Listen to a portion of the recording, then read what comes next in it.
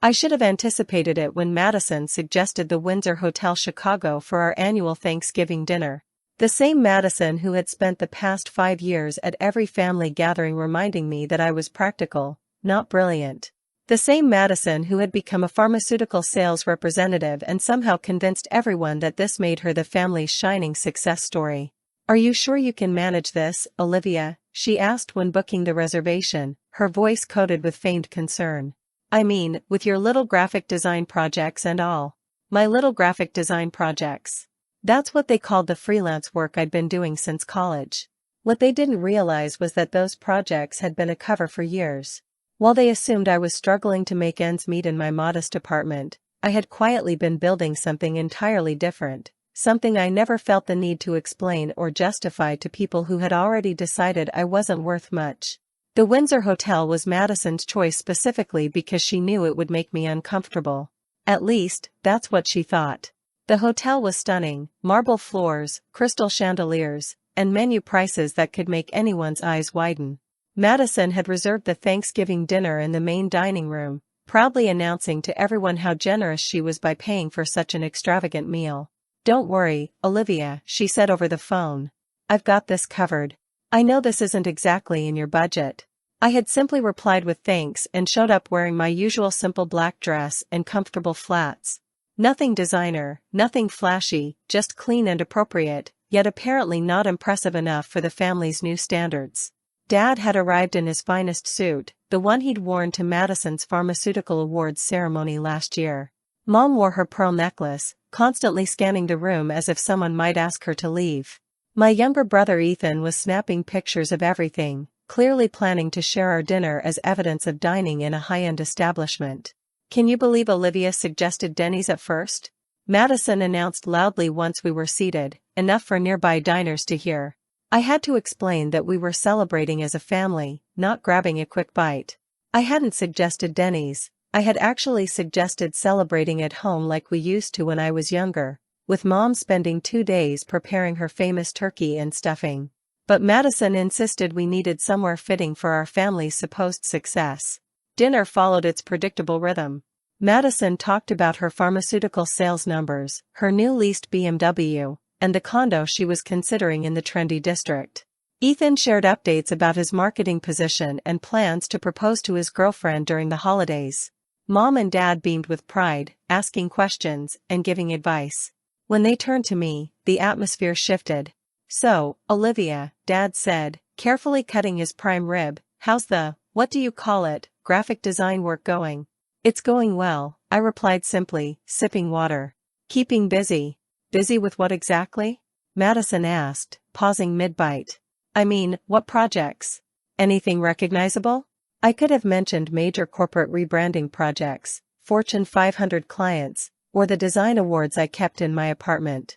Instead, I smiled and said, "Oh, various things, logos, websites, marketing materials." Madison exchanged a glance with Ethan, one I pretended not to notice, the same look they'd shared for years, as if dealing with someone who didn't understand the real world. "Well, that's nice," Mom said, her tone suggesting anything but. "It's important to have hobbies." "Hobbies?" Ethan laughed. "Mom, Olivia thinks this is her career." The table fell silent. Once, this would have sent me running to the bathroom in tears. But I had learned that sometimes the best response is none at all. I continued eating my salmon as if Ethan had commented on the weather.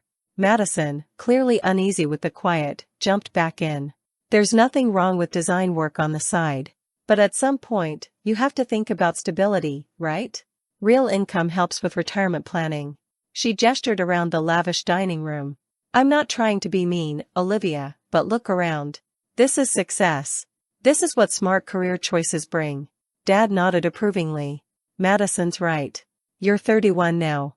Time to think seriously about your future. Maybe we could help you network," Madison offered patronizingly. "I know people in marketing who might get you an entry-level position somewhere. Nothing fancy, but a start. Entry-level at 31 after running my own business for 7 years. "That's very kind," I replied evenly. "I appreciate the offer."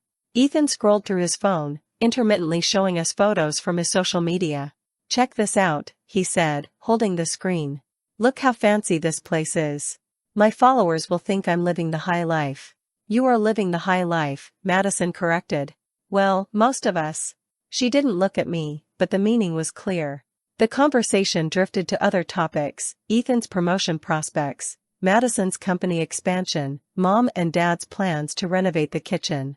I contributed where appropriate, asked the right questions, and played the role of supportive family member impressed by others' accomplishments. It was when the dessert menus arrived that tension sharpened. Oh my God, Madison gasped, looking at the prices. $18 for chocolate cake. Insane. The whole meal has been expensive, Mom admitted, uncomfortable. Madison, are you sure you can handle this? Madison straightened, pleased to be the family's financial savior. Don't worry, Mom. When you're successful, you can afford to treat your family well. Right, Olivia? She looked at me challengingly. This wasn't about dessert, this was about hierarchy. I nodded mildly. You probably couldn't afford this on your own, could you? Be honest. Silence fell. Ethan looked up from his phone. Mom and Dad exchanged glances. I could have told them the truth, that I'd eaten at the Windsor many times, knew the head chef personally, had a reservation at the chef's table, that the entire visual brand had been my work. Instead, I said, you're probably right. Madison smiled triumphantly. I'm not trying to be mean, she continued. Some people are built for success, some are more practical. More practical, Dad echoed approvingly. Ethan returned to his phone, photographing his dessert. This will get so many likes, he muttered. Maybe tag the hotel, Madison suggested. Let people know where the family dines. I watched her pose for the camera, smiling perfectly, the successful sister showing generosity at her own hotel. Olivia, get in the picture, Ethan called.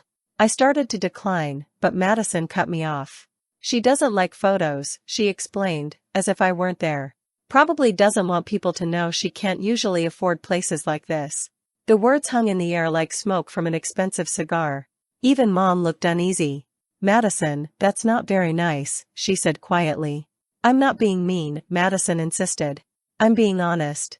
Olivia, honey, you know I'm just trying to help, right? Someone needs to show you reality. Look at these prices. This entree costs more than you probably make in a week with your little design projects. Dad nodded, convinced this was necessary guidance.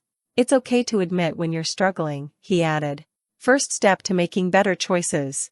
The dining room felt silent, though probably only in my imagination. I could feel the weight of their expectations, waiting for me to crumble. I simply smiled and said, you're right. It wasn't what you expected. Madison, expecting tears or outrage, looked deflated. Good, admitting reality is healthy, she muttered. Ethan added, first step to having a problem. I noticed movement at the edge of my vision, a man in a tailored navy suit approaching. Marcus Carter, the Windsor's general manager. I recognized him immediately. He'd been working with me for 3 years since I acquired the property. Professional, brilliant, devoted to the hotel's reputation. My family noticed him too. Madison straightened, assuming he was coming to praise her choice of restaurant. Dad adjusted his tie, expecting recognition. Marcus smiled politely at everyone before turning to me. Ms. Thompson, your usual ownership suite is ready, he said, his voice carrying across the dining room. The table fell silent. Madison's fork stopped midair. We arrived at the Windsor Hotel Chicago, and the grandeur of the place immediately reminded me why Madison had insisted on this location. The marble floors gleamed under the chandeliers, and the scent of fresh flowers mingled with the faint aroma of truffle oil from the kitchen. Madison moved ahead, shoulders squared, clearly anticipating admiration, while I followed, wearing my simple black dress and comfortable flats, nothing flashy, nothing designer. At the table, my parents had dressed for the occasion, father in his finely pressed suit he had saved for special events, mother with her pearl necklace, glancing around nervously as if someone might ask her to leave. Ethan, my younger brother, was already snapping pictures with his phone, holding each frame like evidence of the family's elevated status. Can you believe she wanted to take us to a diner? Madison announced, loud enough for nearby diners to hear, her smile pointed directly at me. I mean, Olivia, are you sure you thought this was appropriate? I just shook my head slightly. I thought we were celebrating as a family, I said, keeping my tone calm. Not grabbing a quick meal. The remark was simple, but it seemed to bounce off without altering the flow of Madison's performance. She leaned back slightly, clearly enjoying the spotlight, ignoring that my suggestion had been to eat at home, the way we used to when the turkey and stuffing took up 2 days of our mother's life. Dinner unfolded predictably. Madison spoke of her pharmaceutical sales numbers, her new luxury sedan, and a condo she was planning in the fashionable district. Ethan shared updates on his marketing role and mentioned his plan to propose to his girlfriend at Christmas. My parents beamed, asking follow-up questions, nodding with pride at each of their children's supposed achievements. When their attention turned to me, the energy shifted. "So, Olivia," father began, cutting into his prime rib with precise movements. "How's the, what do you call it, graphic design work going?" "It's going well," I replied, taking a sip of water. "Keeping busy." Madison raised her eyebrows. "Busy with what, exactly? Anything recognizable? Projects that, people would know?" I could have told them about the Fortune 500 rebrandings, the awards lining my apartment shelves, the major campaigns I'd designed. Instead, I smiled lightly. "Various things, logos, websites, marketing materials." Madison exchanged a glance with Ethan that I ignored. The silent understanding between them had been rehearsed over years, the look that said they believed I was lost in some naive hobby world. "That's nice," Mother said, though her tone suggested otherwise. "It's good to have hobbies." "Hobbies?" Ethan laughed. "Mom, this is her career." The silence could have driven me to tears 5 years ago, but now, I simply ate my salmon, unshaken. Madison jumped in again, uncomfortable with the pause. "There's nothing wrong with doing design work on the side," she said, gesturing around the luxurious dining room. "But at some point, you have to think about stability, right? Real income helps with retirement planning." Father nodded. "She's right, Olivia. You're 29 now. Time to start thinking seriously about the future." Madison leaned closer, patronizing yet rehearsed. "I know people in marketing who could help you get an entry-level position somewhere. Nothing fancy, but you could work your way up." Entry-level at 29, after running my own enterprise for 7 years. I simply said, "I appreciate the offer," keeping my voice steady. Ethan continued scrolling through his phone. "Look at this place. My followers are going to think we're living the high life." "You are living the high life," Madison corrected. "Well, most of us." She didn't look at me directly, but the implication was clear. The conversation drifted: Ethan's promotion prospects, Madison's expansion into new markets, mother and father's kitchen renovation plans. I participated when appropriate, nodding, asking polite questions, the obedient sibling impressed by everyone else's accomplishments. Dessert menus arrived. Madison's gasp was audible. $15 for chocolate cake? That's outrageous. Mother admitted quietly, "The meal has been expensive." Madison straightened, pleased. "Don't worry about it. When you're successful, you can afford to treat the family." "Right, Olivia?" Her eyes challenged me. I nodded mildly. "Probably." She leaned back, warming to her theme. "You couldn't afford this on your own, could you? Be honest." The table went silent. Ethan looked up. Parents exchanged glances. Everyone waited. I could have revealed the truth, that I owned the hotel, knew the chef personally, had designed every visual element of the brand. But instead, I said, "You're probably right." Madison's triumphant smile said it all. The tension hung, thick, unbroken until she added, "Emma, you need to be realistic. Some people are built for success, some are more practical." Father echoed approvingly, "More practical, yes. That's a good way to put it." Ethan's camera captured the dessert, already planning Instagram likes. Madison suggested tagging the hotel. I watched her pose, perfectly performing the successful older sister taking care of her family. "You should get in the picture," Ethan urged.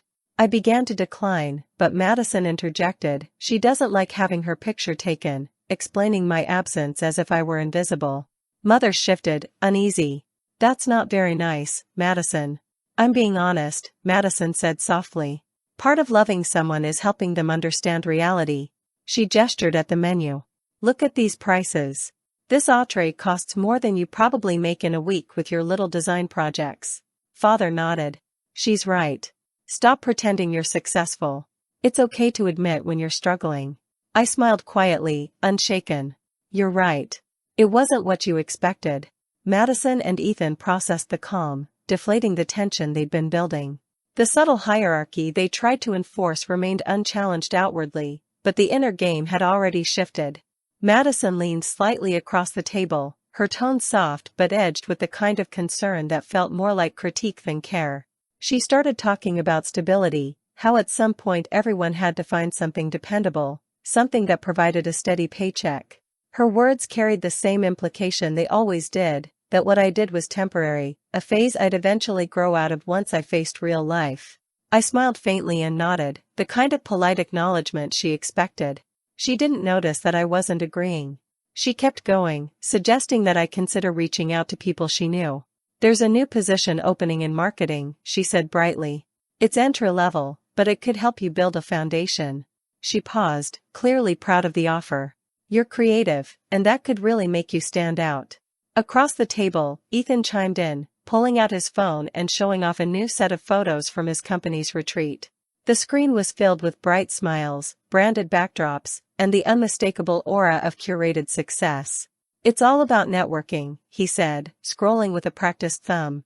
"Making connections, getting your name out there, that's how you get ahead."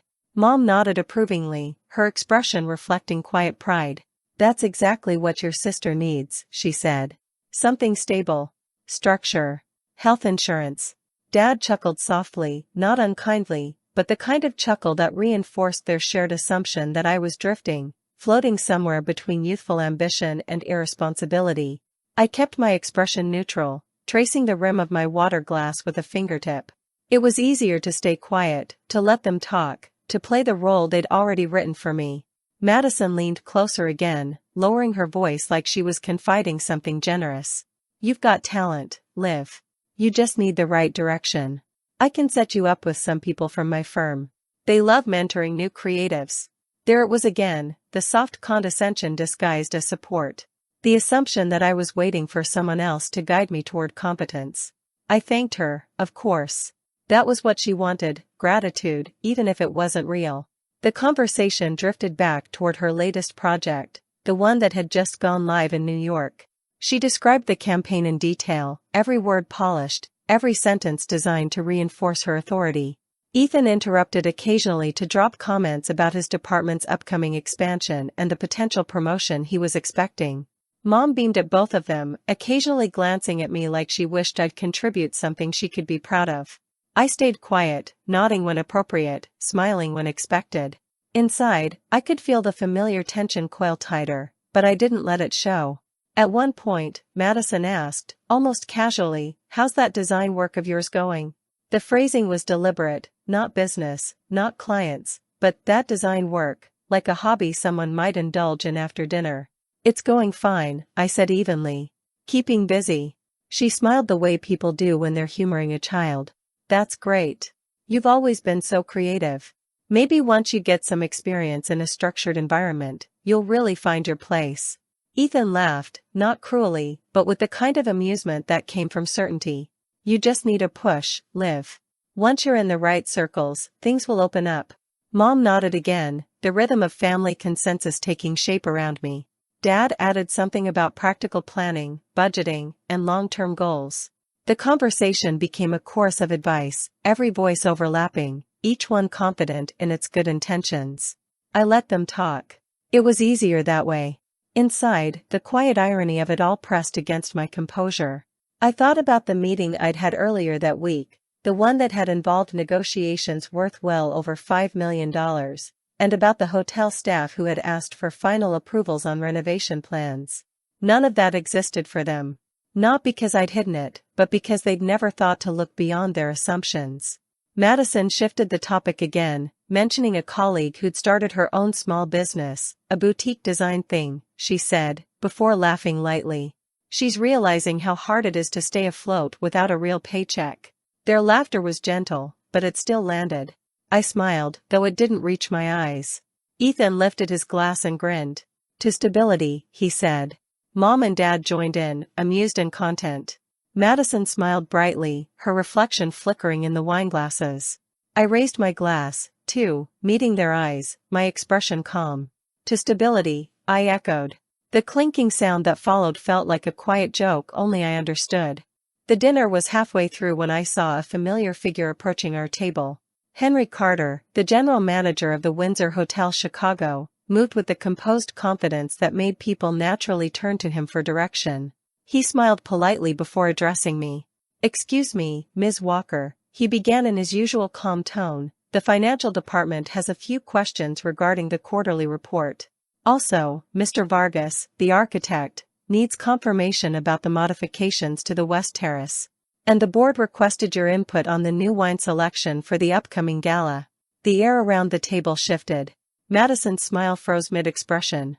Ethan's fork stopped halfway to his mouth. My parents exchanged confused glances, the conversation around us dissolving into silence.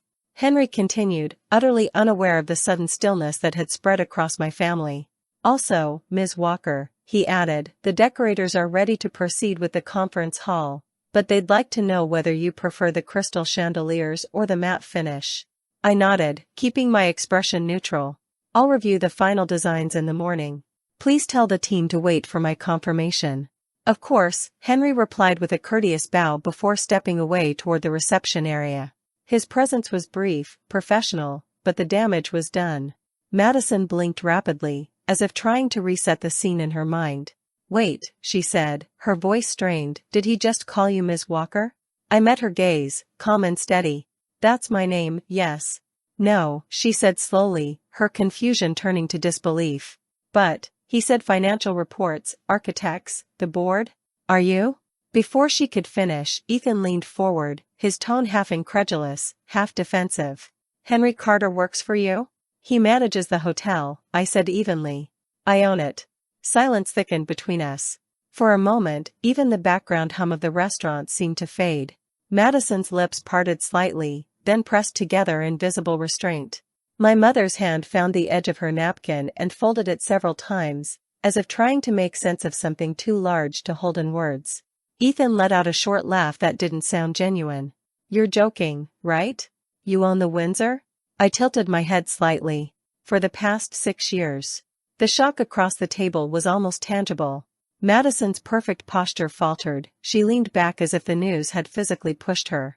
My father cleared his throat, a sound of disbelief more than composure. Madison was the first to recover enough to speak. "But, how? You said you were freelancing. You said it was just consulting, small projects." "It was consulting," I said, my voice calm but firm. "Only the projects weren't small." Ethan's eyes darted toward the far end of the dining room, where Henry was now giving instructions to a waiter. "So when you said you were working on partnerships?"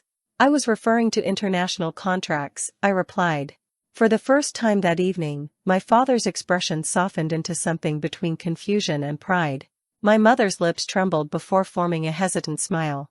Madison, however, looked as if the floor had shifted beneath her. She forced a laugh, brittle and high. "Well, that's quite an achievement. You must have been busy." "I have been," I answered simply. A long silence followed, broken only by the clinking of glasses from nearby tables. Ethan reached for his phone, perhaps to check the hotel's name online, but I caught the movement from the corner of my eye. I didn't stop him. Let him see the truth in print. He froze when the first result loaded, my name listed as majority shareholder and CEO. His eyes widened. Madison's jaw tightened as she leaned to peek at the screen. "Oh my God," she whispered. I took a slow sip of water, feeling the weight of the moment settle. It wasn't triumph I felt, not satisfaction either, just a quiet acknowledgement that, for once, they saw me as I was, not as the sister who hadn't figured things out yet. When I looked up, Madison was still staring at me, searching for something to say that could bridge the gap between what she believed and what she now knew. I gave her a small, composed smile. "You were saying something about stability?" Her mouth opened slightly, then closed again. Whatever reply she had vanished before it reached her lips. Dinner continued, but the energy had shifted entirely. The conversation turned subdued, cautious. Madison no longer dominated the table. Ethan spoke less. Even my parents' questions were measured, as though afraid the truth might reveal more than they were ready to process. From across the room, Henry caught my eye and gave a brief nod before disappearing behind the service counter. The gesture was small, but it grounded me, a silent reminder of everything I had built quietly, away from the shadow of family judgment. For the first time that night, I allowed myself to exhale fully. When Henry left the table, silence spread across the room like a slow-moving wave. My family sat frozen, the meaning of his words still hanging in the air. Madison's perfect posture began to falter as she turned to me with a stiff smile that didn't reach her eyes.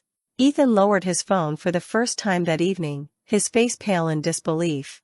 My parents exchanged uncertain glances, as if trying to piece together something that no longer made sense. "You own this place?"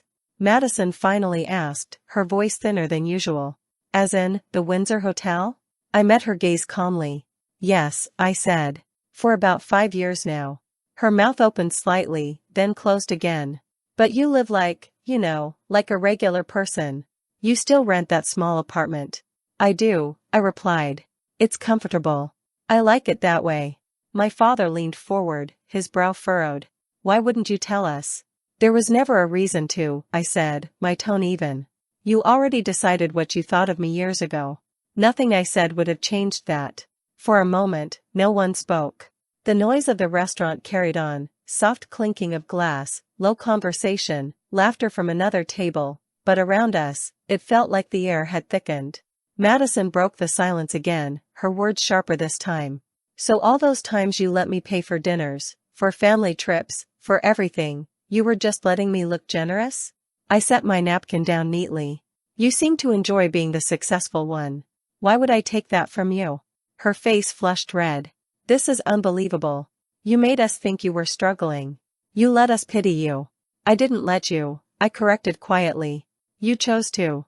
Ethan leaned back in his chair, still staring at me as if I'd grown another head. "So you're like, some kind of millionaire?" I smiled faintly. "Something like that." He shook his head slowly, still processing. "You were always so quiet about work. We thought you were just doing freelance jobs for pocket money." "I was building something," I said. "I just didn't need to prove it to anyone." My mother finally found her voice, soft and uncertain. "All those times we worried about you, all those nights your father said you should find a steady job, you never corrected us?" I looked at her gently. "You both seemed happier believing I was the one who hadn't figured life out. It gave everyone a role to play." My father frowned, struggling to reconcile pride with confusion. "So this business, it's really yours? The whole thing?" "Yes. Every floor, every chandelier, every glass of wine you've had tonight." Madison let out a shaky laugh that sounded more like disbelief than amusement. "You're serious? You're actually serious?" "I am," I said simply. She glanced toward the grand staircase, then back at me. "But how? You were doing graphic design." "That's not exactly hotel owner money. It started with branding work," I explained. One contract led to another. Eventually, I was brought in to handle the rebranding of this hotel chain. When the company went bankrupt, I made an offer to buy it. The rest evolved. My brother's eyes widened. "You bought it? You actually bought a hotel?" "Technically," I said, 3 hotels. "But this one's my favorite." The table went silent again. I could almost hear the machinery in their heads turning, recalibrating years of assumptions. Madison blinked several times, still trying to find footing. "So, what are you worth now? Like, 7 figures? 8? I shrugged lightly. "Enough to live comfortably." "That's insane," Ethan muttered, rubbing the back of his neck. "You're in magazines or something, aren't you? Forbes or whatever?" I smiled again. "Once, yes. But I asked them to keep it discreet." "Why?" Madison demanded. "Why hide all this? Don't you want people to know you made it?" "I didn't do it for that," I said. "I wanted to build something real, not just for show. And honestly, I wanted to see how people treated me when they thought I had nothing." Madison's expression faltered. Her earlier confidence melted into something closer to shame. "You mean, us?" "I mean everyone," I said gently. "But yes, that includes you." My father exhaled heavily and looked down at his plate. My mother reached for her glass of water, her hand trembling slightly. "We judged you," she said quietly. "All this time, we judged you." "I know," I said softly. "But it's all right. I learned a lot from it." Madison gave a small, humorless laugh. "I spent years thinking you were the family disappointment." "You weren't wrong," I said. "You just had the wrong reasons." Ethan gave a low whistle. So while we were busy talking about raises and bonuses, you were running a company worth millions. I was doing what made sense for me, I said. That's all. The waiter approached timidly with the dessert menu, clearly sensing tension. Madison waved him away before I could respond. Her voice was tight when she spoke again. I can't believe this. I thought I knew everything about success, about working hard, about earning things. You do, I said. You've built your career, your image, your confidence. That's your success. Mine just looks different. Her shoulders slumped. For once, she didn't have a comeback. The silence that followed was heavier than before, but not hostile, just full of realization. My father finally lifted his glass, his voice lower and steadier now. Well, I suppose we underestimated you. I smiled faintly. Maybe. Or maybe you just never really looked. No one spoke for a while after that. The dining room buzzed with quiet luxury, the same way it had when we arrived, but the balance at our table had shifted completely. For the first time in years, no one was talking about who was more successful. They were just listening. The tension that had gripped the table began to loosen, though the air still hummed with disbelief. I watched my family exchange glances, their eyes heavy with the weight of realization. Slowly, I spoke, keeping my tone calm, measured. I've always kept things simple for a reason, I said. People treat you differently when they know about your success. They relate to your money rather than to who you are. There was a quiet pause, as if my words needed time to settle. My mother reached across the table, her hand brushing mine in a hesitant gesture. We love you, she said softly, voice thick with emotion. But can you forgive us for not seeing it sooner? I squeezed her hand gently. There's nothing to forgive. You made assumptions based on what you saw. That's natural. No, my father said firmly, his eyes searching mine. It's not natural. We should have asked better questions. We should have understood more. We should have been better parents. His voice wavered as he spoke, and I could see the sincerity etched into every line of his face. My sister, still pale from shock, was quiet, tears glistening in her eyes. Finally, she whispered, I'm so sorry, Olivia. I didn't realize. I thought I was helping. I didn't understand you at all. I know, I said gently. You were trying to be helpful. The problem wasn't your intentions. The problem was that no one asked what I actually needed or what I was doing. That's the only reason they misunderstood me. Kevin, who had been silent for most of the evening, finally looked up from his phone, shame evident in his expression. I've been awful. I acted like your projects were trivial, like your hobbies were all you could manage. I didn't see the real you. You didn't need to see it, I replied. I was already doing it, and I didn't need validation. But I do hope this changes how we interact moving forward. Sarah's tears were now impossible to hide. She shook her head slightly, struggling to find the words. I don't know how to process this. I thought I had it all figured out, and I was acting like the one with experience while you were still learning. But it was the opposite. You were mistaken, yes, I acknowledged. But that doesn't diminish what you were trying to do. You were human. It's how we respond once we realize the truth that matters. The irony wasn't lost on anyone when she remembered insisting on this dinner, thinking she was treating me to an expensive meal. Now it was clear she had been sitting at my own restaurant, my own hotel, my own business. Marcus appeared one last time, setting down a bottle of champagne and glasses. Compliments of the house, he said, pouring the sparkling liquid. Also, everything has been prepared for tomorrow's board meeting, and the mayor called personally to thank you for the recent donation to the Children's Hospital Fund. The check cleared this morning, and they are planning a dedication ceremony. After he left, my father picked up his glass, eyes glistening. To my daughter, he said, voice steady now, who has built something extraordinary while we failed to see it. And to our family moving forward, a family that asks questions instead of assuming, that celebrates achievements instead of dismissing them, and that treats each other with the respect we all deserve. We raised our glasses, and I could feel a shift in the energy around the table. There was pride, there was regret, but most importantly, there was acknowledgement. These weren't the pitying hugs or the careful smiles I had received in the past. These were embraces given with genuine respect and admiration. As we left the table and headed for the lobby, I noticed the way my family took in the hotel, the marble floors, the glittering chandelier, the attentive staff. All of it was part of the life they hadn't realized I had been building. Even the small gestures didn't go unnoticed: the car service ready outside, the waived parking fees. Each detail was a subtle confirmation of the world I had quietly constructed while remaining true to myself. Outside, my father hugged me tightly, whispering, "I am proud of you. I should have acknowledged this years ago, based on your accomplishments, not assumptions." "Thank you," I said simply. "That means more than you know." One by one, each family member hugged me, each touch carrying the weight of newfound understanding and respect. For the first time in years, I felt the optimism that had been absent for so long. Perhaps things would truly change now.